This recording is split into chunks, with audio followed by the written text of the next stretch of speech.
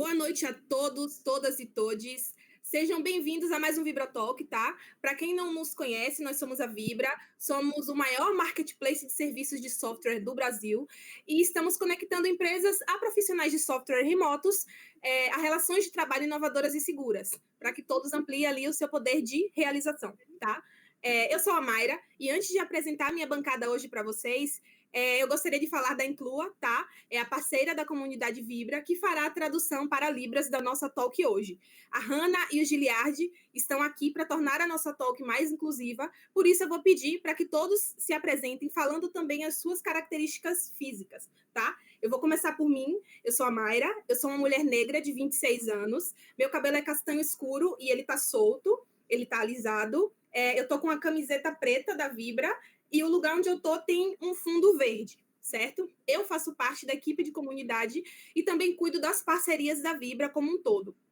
Antes de passar a palavra para minha hostess, a Jéssica, e minha parceira de talks também, eu quero deixar avisado aqui para vocês que a gente vai ter a gameplay de Fortnite ao final dessa talk, e todos que estiverem aqui conosco e quiserem participar vão poder participar com a gente, tá? Então, corram para baixar e se preparem.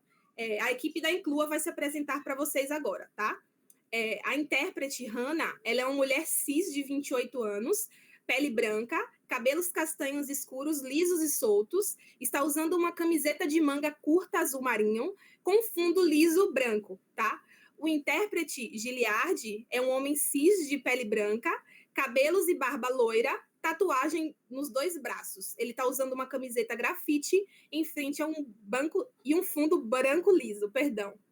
Jéssica, Que bom, Mayra. Que bom que você apresentou o pessoal aí. E agora eu vou começar com a minha parte também, né? Eu sou a Jéssica, eu tô aqui com a Mayra, como ela já falou, e vamos apresentar novamente esse VibraTalk para vocês. Eu sou uma mulher branca de 23 anos, meu cabelo é castanho, ele tá solto e liso. Eu tô com uma blusa da Vibra, preta. Estou utilizando fones de ouvidos brancos e óculos de grau. E o fundo que eu também estou utilizando é verde. E, continuando, eu sou parte de dados da Vibra e atuo como analista de dados.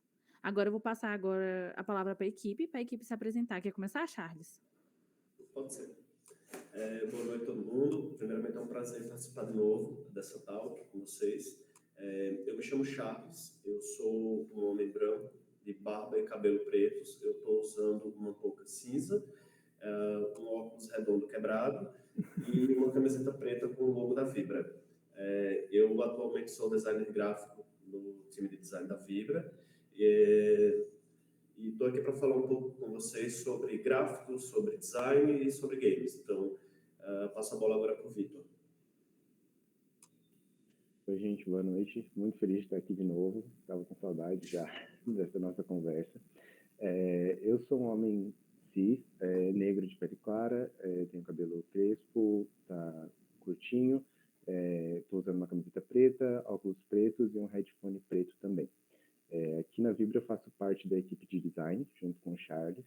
E estou aqui também para a gente falar um pouquinho de games. Eu também sou aluno da Saga, então eu estudo desenvolvimento de games, animação 2D, 3D e modelagem. Então espero conseguir acrescentar bastante nessa conversa com todos aqui. E eu passo a palavra para o Flávio.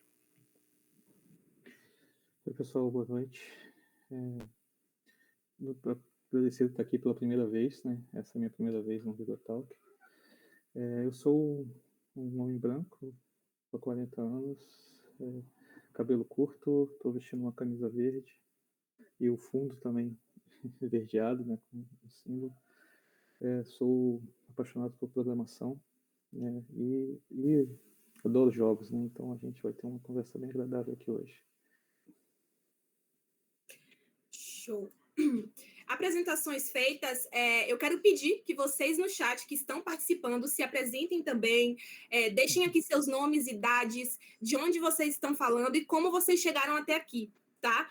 Participem com a gente, deixando as suas dúvidas, as suas opiniões, e no final da nossa talk, nós faremos uma gameplay de Fortnite, e quem quiser vai poder participar junto com a gente, tá? Inclusive, já vão baixando aí para não ficarem de fora, certo?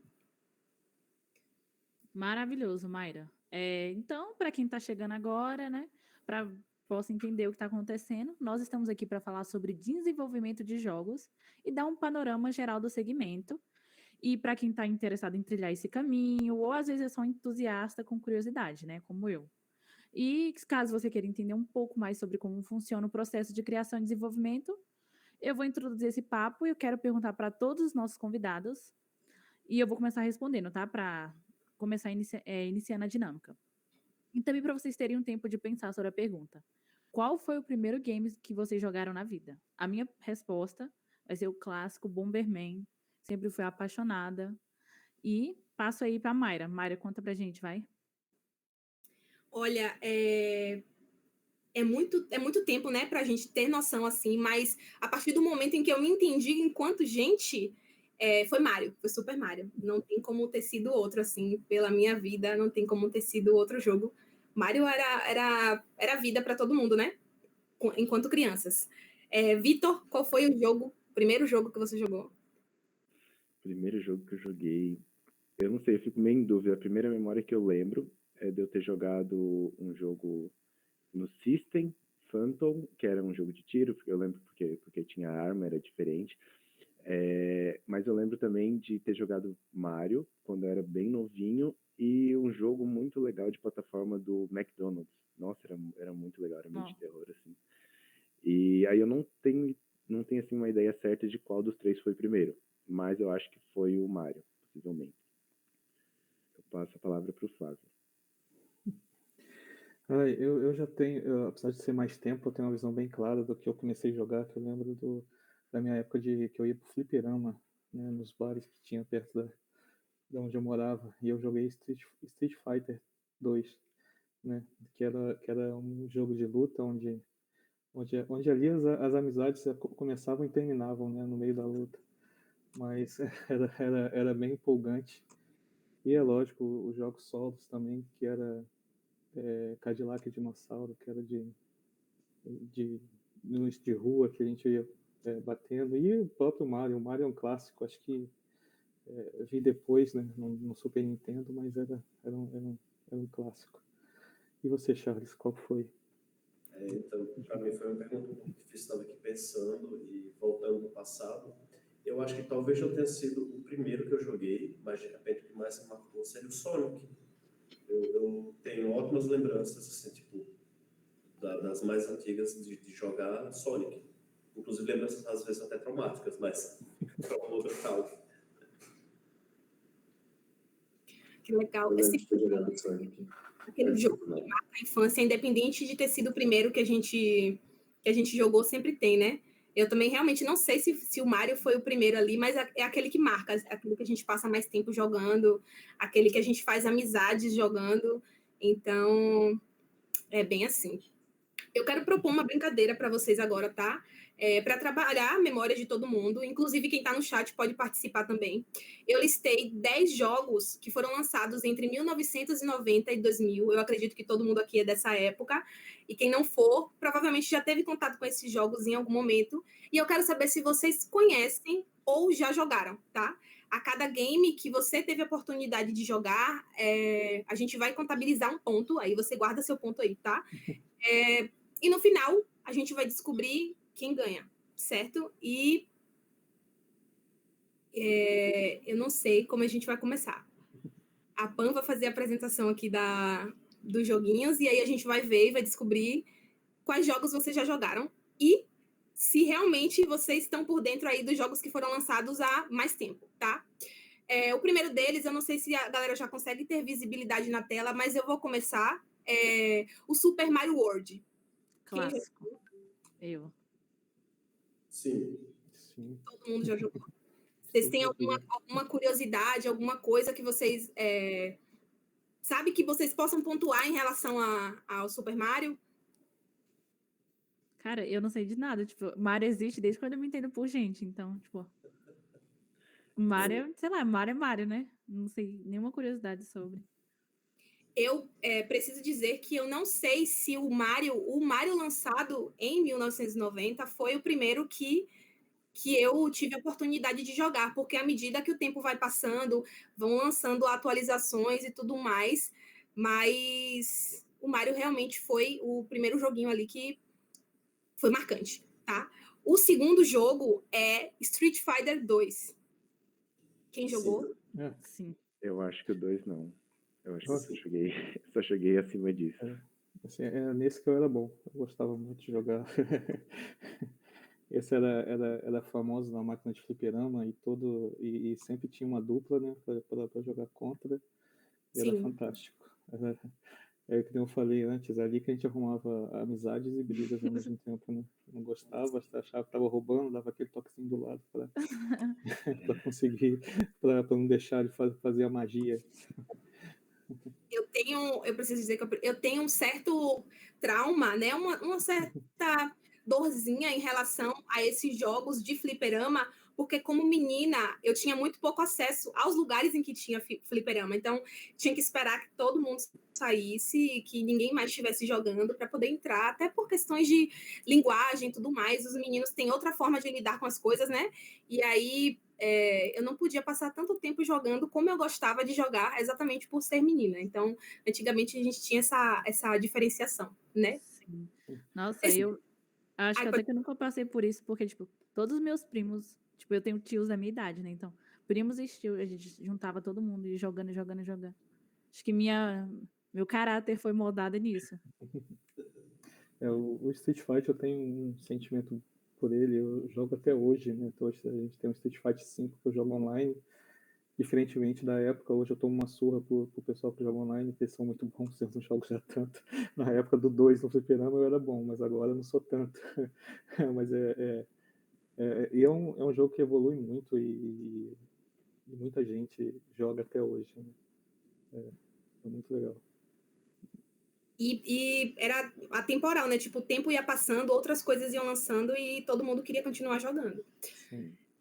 Terceiro game, todo mundo já respondeu? Já, né? Já. O terceiro game é Final Fantasy VII, lançado ali em 97. Nossa, Eu gostei. eu não sei se foi o 7 que eu joguei. Tipo, eu já joguei alguns, porque tem muito, né? Tem muitos. Então, Tem tipo, muito. não sei qual variação que eu já joguei. Então, eu ganho ponto ou não ganho. É que o 7 tem um remake pro PS4. Eu cheguei a baixar e joguei ele. Acho que é o remake, eu não sei, agora não lembro se é o 7 ou se é o 15. Não, acho que é o 7, eu me lembro. É o 7, não foi o 7, então foi o 7. Eu joguei o remake, eu não joguei o antigo. Final Fantasy foi um jogo que eu nunca cheguei a jogar, porque eu acho estranho aquele negócio de luta em turno. Em mas turno. sempre achei a história muito legal, mas a jogabilidade não me agradava. Tá. Próximo jogo é Resident Evil. Muito Ai, bom. 1996. Todos. O 1, 2 e o 3. Eu parei no 3. Eu não sei qual foi lançado em 96, mas é aquelas, né? Jogou, tá valendo. Vai pontuar. Jogou, tá valendo. Nossa, é o maior trauma de infância da vida, assim, ó. Eu tinha muito medo. Eu lembro que tinha um de Xbox, tinha como jogar multiplayer. Eu zerei com meu irmão, assim, ó. É muito bom mesmo. Mas eu morria de medo, me corrigindo aqui, ó. Tem um novo, o Village. Eu não sei qual que que Village disse lançou. que esse dá medo. Esse eu não tive a oportunidade de jogar ainda. Eu disse que esse dá medo. O Village e o 7, né? Eles estão indo numa vibe bem terror agora. Bem né? terror. Sempre foi terror, já tinha gente. medo. Eu, particularmente, não gosto dos últimos. Eu jogo em respeito à saga e à franquia, né? Tipo, é uma coisa que já é intrínseca, assim, mas... eu acho que até o 6 estava interessante a jogabilidade, mas o 7 e o 8 vieram numa pegada muito diferente. Tem muita gente aqui no chat compartilhando da opinião da Jéssica, que tinha medo de jogar. Mas tem uns corajosos aqui que disseram que jogavam e jogavam muito, tá? Próximo jogo... isso é um clássico. Zelda. Sim. É da época do Zelda. Não joguei Zelda. Se eu disser que joguei, eu vou estar mentindo, porque eu nunca joguei de verdade, né? Tipo, peguei o controle, fiz alguma coisa ou outra, mas nunca joguei de fato, então não. O Zelda na época que foi lançado era um concorrente do Mario, né? Eu preferia o Mario. Eu preferia o Super Mario.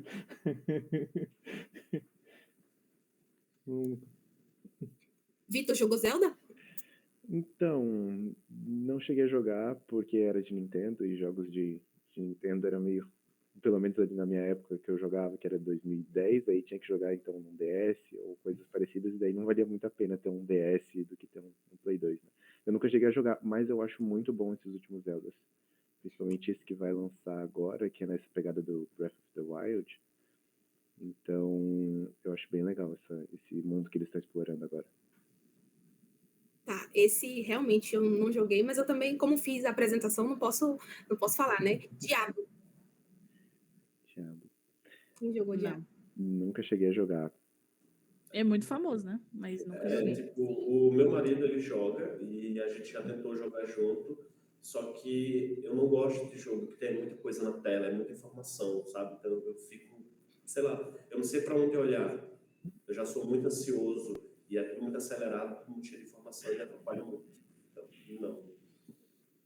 Nossa, eu jogando LoL é exatamente isso. Não tem como. É muita informação, é muito brilho, é muito glitter, são muitos efeitos, né? Próximo jogo, Tomb Raider, lançado em 1996, no ano que eu nasci. Sim. Quase todos eu joguei. Eu joguei na época e joguei essas últimas versões que saíram remake agora no PS4, há alguns anos atrás, não muitos. Joguei também. Sim, eu também joguei na época do que ele lançou no PlayStation 2 e agora as novas versões do Origins, a trilogia, né? Só foi uma trilogia agora do PS4 e também zerei. Né? Posso dizer que eu zerei até o final, porque ficou muito bom. Eu gostei muito de tudo. Acho que ele é muito bonito esteticamente, jogabilidade, ele dá uma sensação muito, muito dentro do jogo, né? Sim.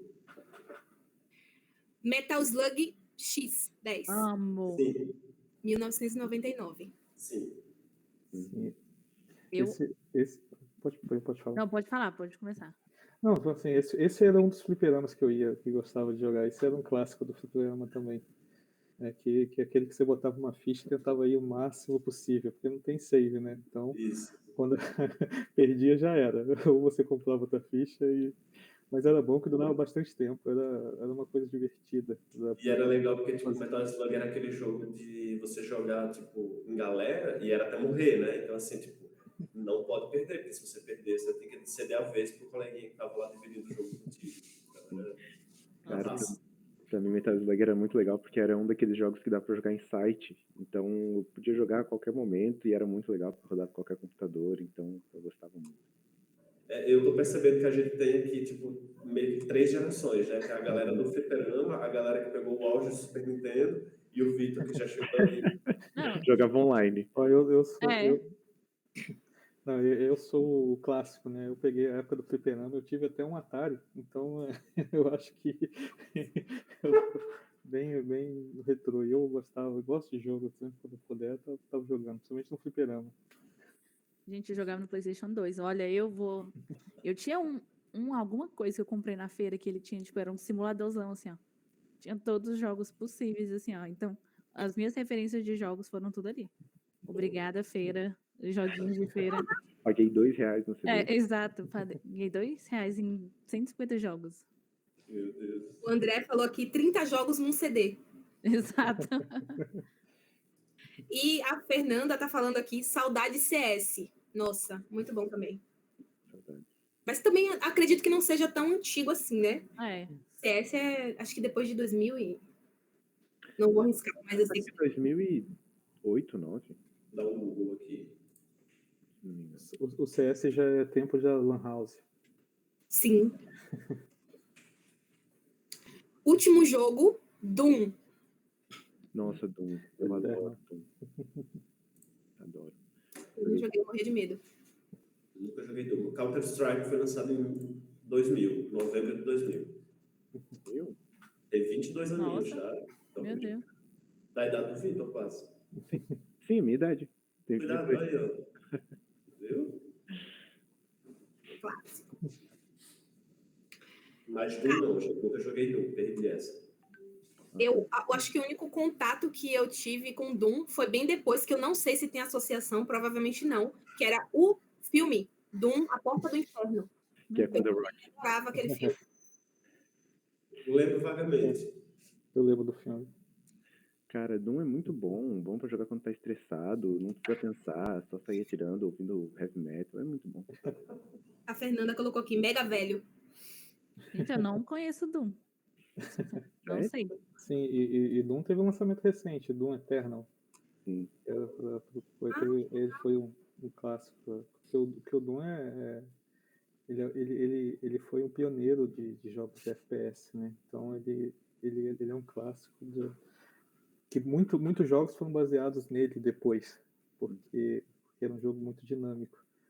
Todos gostavam de atirar, que é aquele negócio mesmo, você pega e só atira. Então não tem história, né? Mas o pessoal nem liga pra história. Mais heavy metal. Sim, total. O André falou aqui, meu pai de 70 anos jogava Doom, zerou todos. Não. Viu? Falei pra desestressar. A galera aqui no chat pontuou bem, tá? O Eduardo ali, eu acho que quase zerou.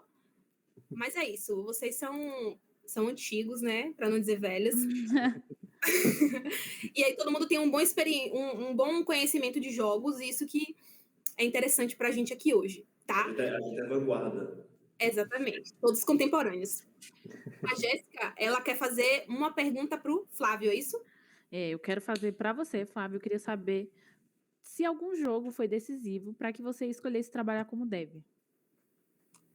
Olha, eu não tive um jogo decisivo, né? Mas eu sou é que nem eu falei, eu sou da época do fliperama, né? E eu tive eu lembro de um conceito bem quando eu fui uma vez no fliperama e vi uma máquina sendo desmontada.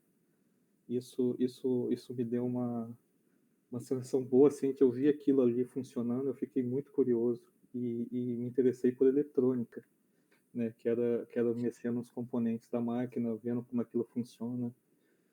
Cheguei até procurar após isso, ainda na adolescência, fiz um curso técnico de eletrônica, que aí foi quando eu comecei a ver sobre programação. Foi um tempo depois, né, que eu consegui fazer faculdade e tudo mais, mas nesse período eu gostava de ler sobre programação, eu comecei a trabalhar, tanto que eu estudei sozinho e fiz alguns sites, mas eu não tenho diretamente aquele jogo me fez programação, mas aquela máquina, né, que lá interessou, e depois que eu comecei a estudar eletrônica, vi que por trás daqueles componentes que tinham ali, tinha um programa rodando, uma coisa que era necessário rodar, e eu me interessei mais pelo programa do que pela eletrônica. Hoje eu não sei nada de eletrônica, do curso que eu fiz há anos atrás, mas programação, isso levou minha carreira e é o que eu sou hoje, base de programação. E muitos jogos. E hoje, se você for para trabalhar em jogos, tem muitos jogos que roda que se não tiver um programador, ele não funciona. Então, é onde que eu segui na carreira.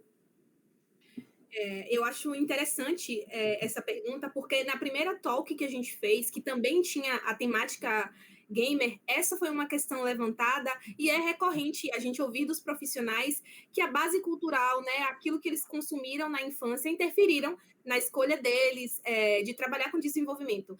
Não necessariamente com o desenvolvimento de jogos, mas na área de tecnologia. E aí eu quero voltar essa pergunta, levar essa questão, né, para o Charles e para o Vitor, que trabalham com design, que vocês compartilhassem dessa experiência, né? Se a questão do design em si, a questão do que vocês consumiram enquanto crianças e adolescentes interferiu na escolha de vocês enquanto designers, porque a parte visual de um jogo a gente entende que é importante, né? Então eu queria saber, vocês que trabalham como designers, vocês receberam influência de algum jogo? Pode falar, Vitor. Não, pode começar. Eu até tinha me preparado para... Estava pensando aqui como é que eu ia responder, porque eu não me sinto que fui influenciado diretamente por algum jogo em si, assim, não um jogo de console, mas eu fui bastante influenciado por RPGs e por jogos de cartas, como Yu-Gi-Oh!, por exemplo. Então, eu diria que os cards e os jogos de tabuleiro, que tinham coisas ilustradas, eles me fizeram aflorar ainda mais a minha paixão pela arte e o design de uma forma geral. Então, acredito que eu poderia dizer isso.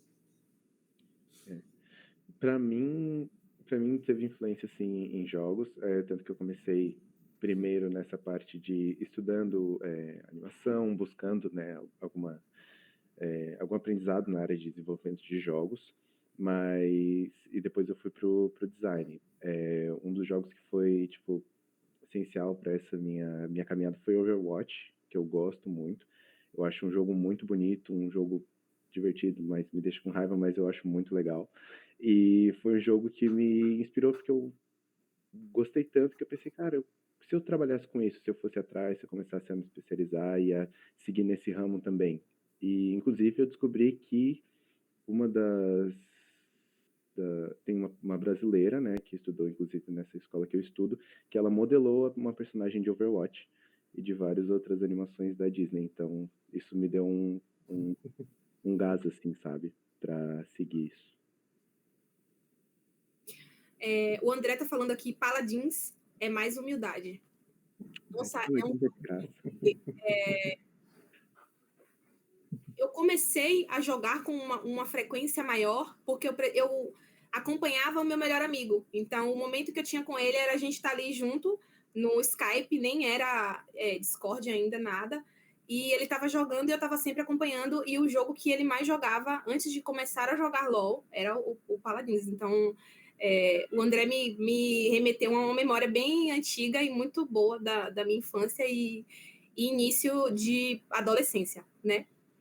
É legal trazer essas questões mais particulares sobre como a vivência ela vai interferir nas escolhas profissionais da gente, porque o que foi visto ao longo dos anos é que o cenário de desenvolvimento de jogos no Brasil ele cresceu muito, certo? Se a gente lembrar ali que o primeiro curso de graduação em desenvolvimento de games ele foi aberto lá em 2003, a gente consegue ter visibilidade do quanto a gente conseguiu evoluir até aqui, certo? Uma pesquisa recente realizada pela Abra Games, que é a Associação Brasileira de Desenvolvedoras de Jogos Eletrônicos, ela afirma que o mercado de games do Brasil ultrapassou os 2,3 bilhões de dólares no ano passado. Então, se a gente fizer a conversão ali, é mais de 10 bilhões de reais. Então, no quesito econômico, estamos no 10º lugar no ranking mundial, certo? Essa mesma pesquisa, ela traz que 74,5% da população do país, então a população brasileira, ela joga com muita frequência, certo? Para a gente ter uma noção da evolução do número de desenvolvedoras de estúdios de desenvolvimento de games, em 2014 eram 133 estúdios. Em 2018, esse número pulou para 375 e esse ano são 1.009 estúdios de jogos no Brasil, certo? A região com o maior número de estúdios de desenvolvimento é o Sudeste, tá? Com 57% ali desse número, e o segundo lugar fica com o Sul, com 21%. A Jéssica, ela vai, nesse momento, trazer uma pergunta um pouco mais técnica para o Flávio, para a gente já entrar nessa discussão de como é que funciona o desenvolvimento de um jogo, as etapas, para que a gente possa entender melhor como é que as coisas funcionam. Sim. Eu, como uma gamer, eu sempre tive muita curiosidade disso.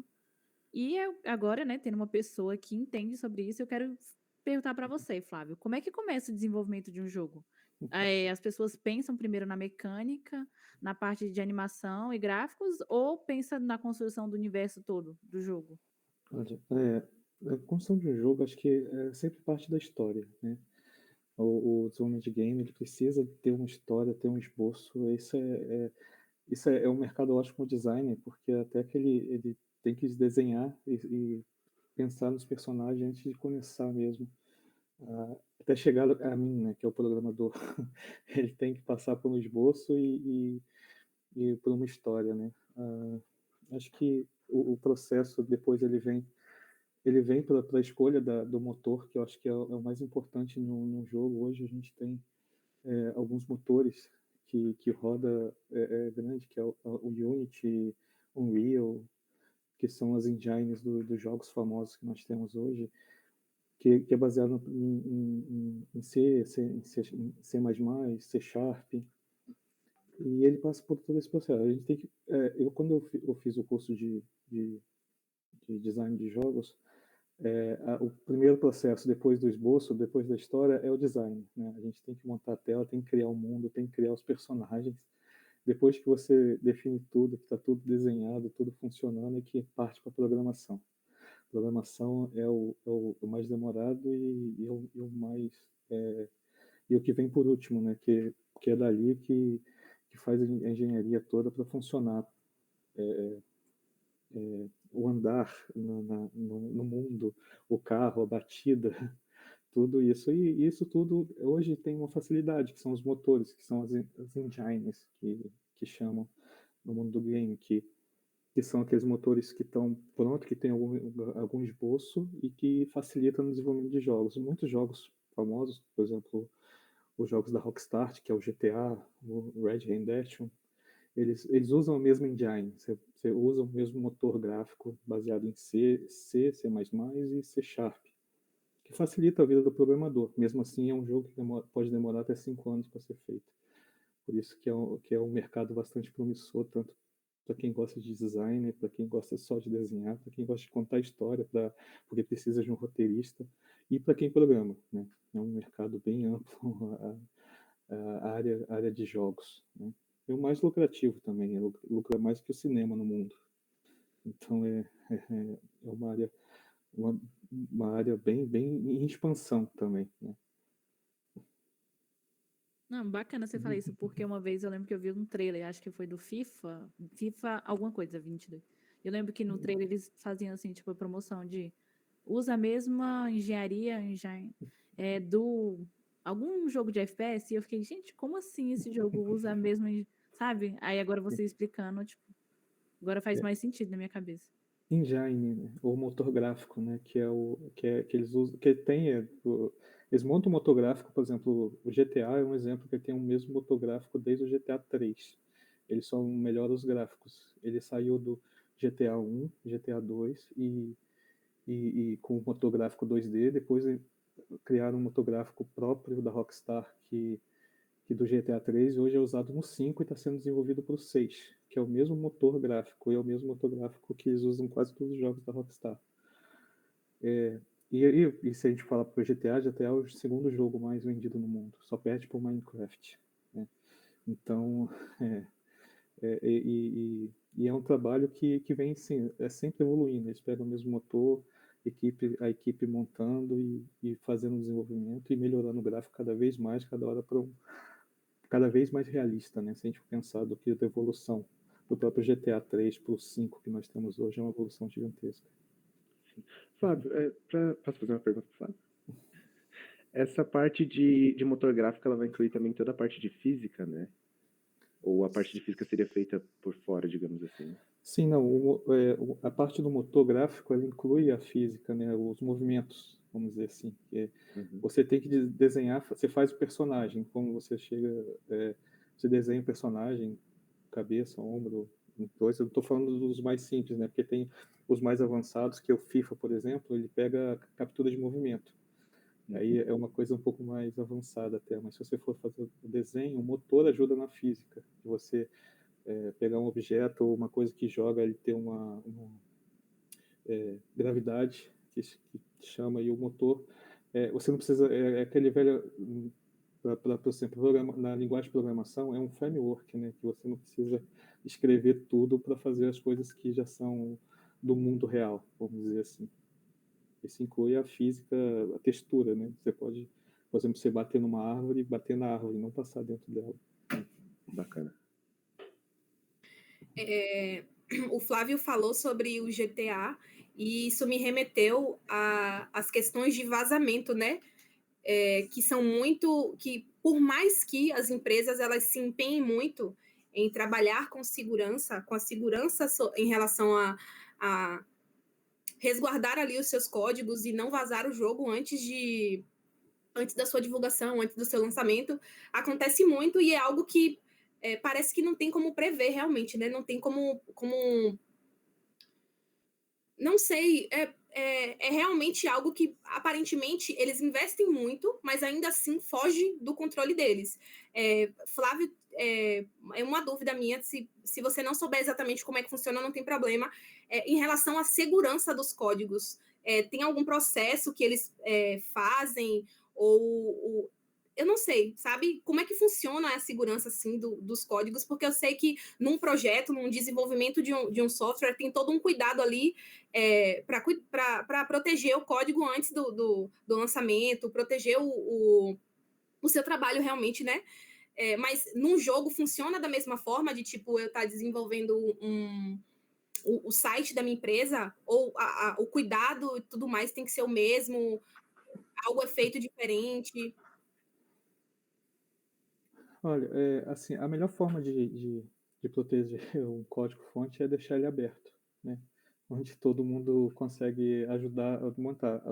O motor da Unreal, se eu não me engano, acho que é a partir do 3, acho que ele já é aberto, já é público, né? E ele é a base. Hoje a gente está no 5. E questão de segurança aí varia de empresa para empresa, né? Tem gente que tem aquela empresa que tem os repositórios bem guardados, tem umas que não deixa vazar, mas sempre foge. E a questão de segurança do código, assim, do projeto, às vezes o vazar, eles chamam eles falam que é o vazar, mas na verdade quase que funciona como uma divulgação, né, do projeto, que acaba deixando o pessoal mais curioso com o assunto. Na relação de código-fonte, se você pegar um motor, alguns motores gráficos que são abertos, porque muitos programadores, por conta própria, eles vão lá e adicionam conteúdo, eles ajudam a desenvolver, eles criam. Então, é uma boa estratégia, porque você acaba melhorando cada vez mais. Se a gente pegar jogos mesmo para PC, muitos deles têm um código aberto, o pessoal consegue fazer itens para botar no jogo depois, né? Ele não fica fechado, restrito. Muitos conseguem fazer isso. Não sei se respondi a sua pergunta, mas a questão de segurança, assim, é muito de empresa para empresa.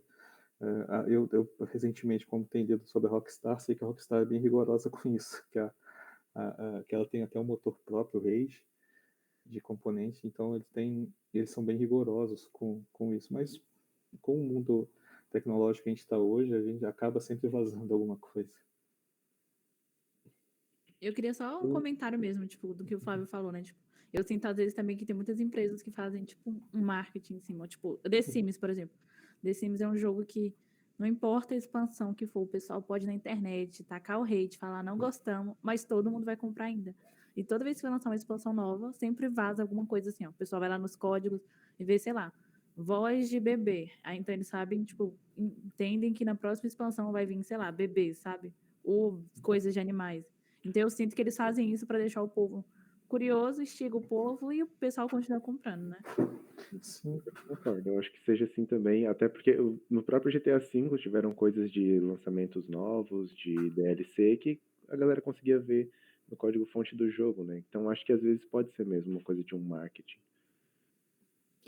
Nem precisa de tanto. O próprio GTA 6, ele vazou antes de divulgarem que estava sendo desenvolvido.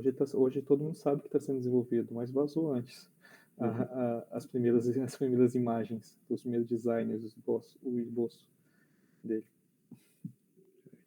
E isso gerou uma onda muito interessante entre os desenvolvedores e designers de jogos, porque a galera começou a reclamar que não estava legal, que não estava bonito, e outras empresas, outros desenvolvedores entraram em defesa, mostrando as etapas de desenvolvimento de um jogo, para dar aquela visibilidade para o público de, isso vazou, mas não significa que é isso que vai ser lançado. A gente está trabalhando em cima disso para que vocês tenham um bom produto. E isso é bem interessante, porque dá para a gente também, enquanto consumidores, né, dos jogos, uma visibilidade que a gente às vezes não tem. A gente de fora, que não tem esse olhar, pode achar que é fácil, pode achar que é um processo rápido ali, mas como o Flávio já trouxe, são etapas que são muito bem elaboradas, que vão desde da criação do universo até o final ali do desenvolvimento, e a gente sabe que, como em qualquer projeto de desenvolvimento de software,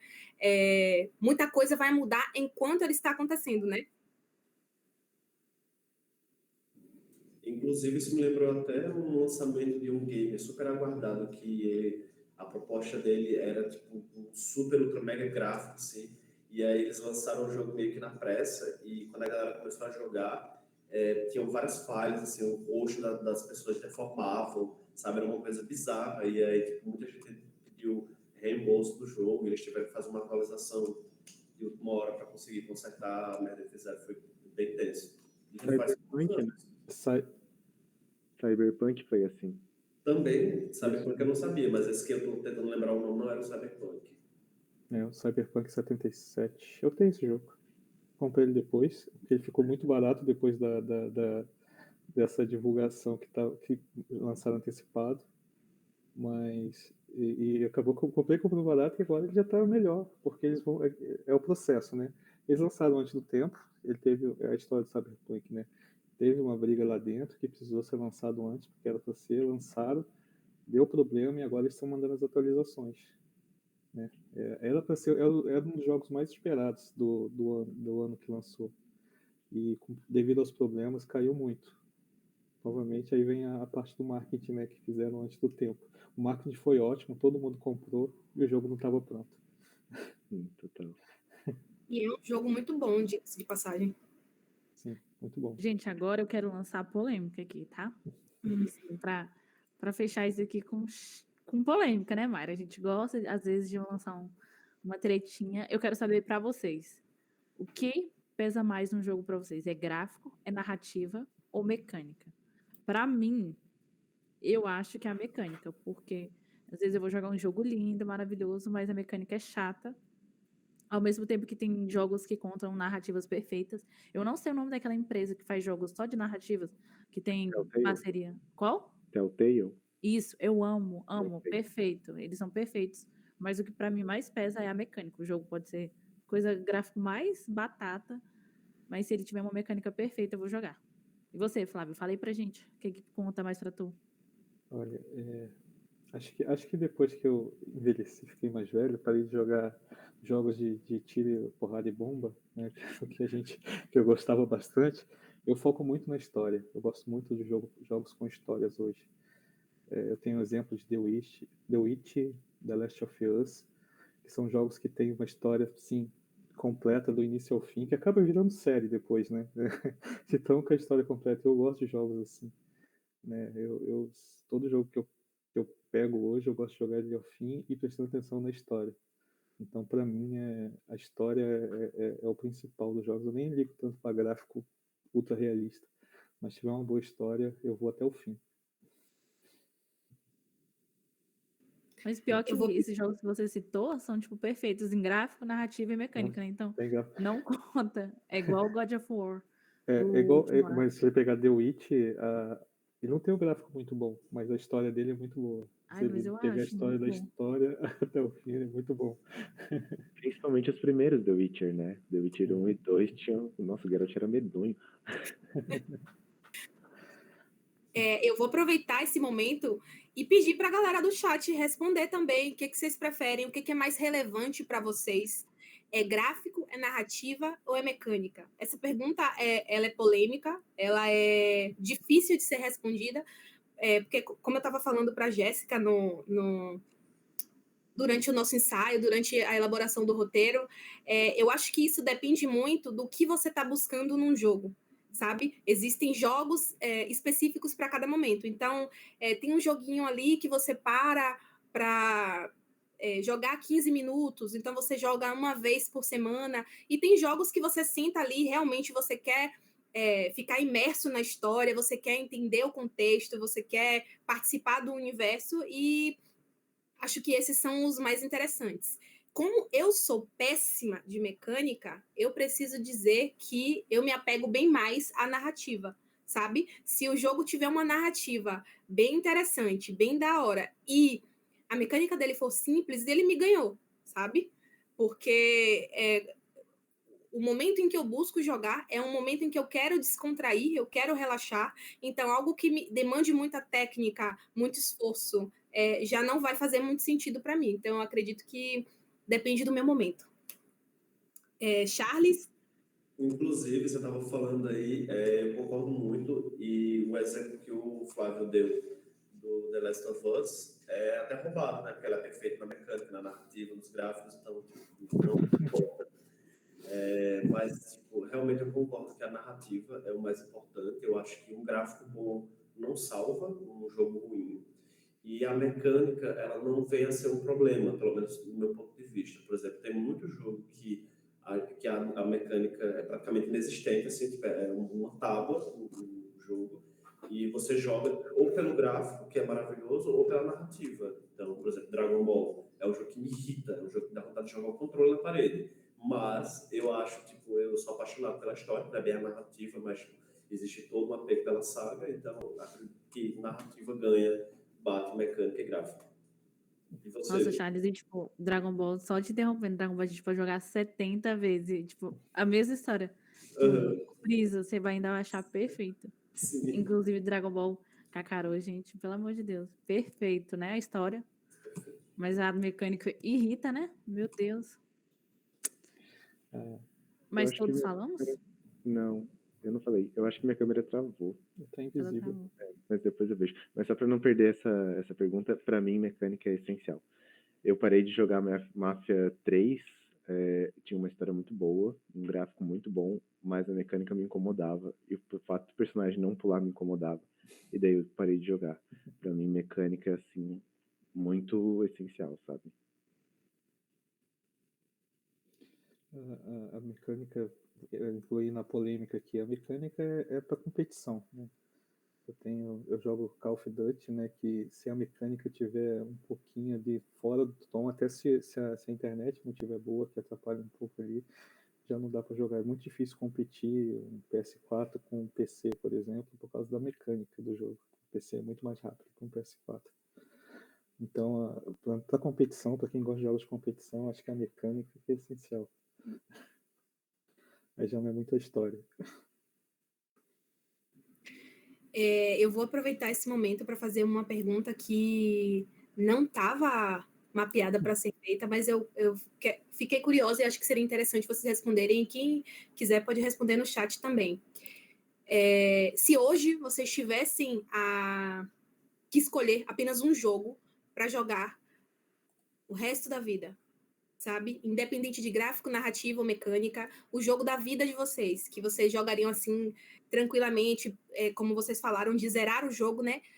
Poderiam zerar 30, 40 vezes, mas seria só aquele ali, só pode escolher um, tá? Qual seria? Vou começar com a Jéssica.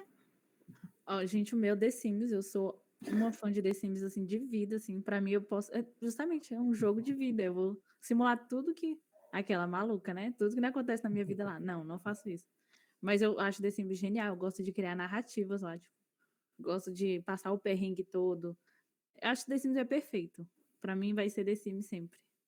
Quer falar o seu, Vitor? The Sims é muito bom, saudade de jogar The Sims 4. Mas eu iria de The Witcher, porque The Witcher tem uma história longa, tem muita coisa pra fazer, eu ia levar muito tempo pra zerar ele, e ele é um jogo muito bom.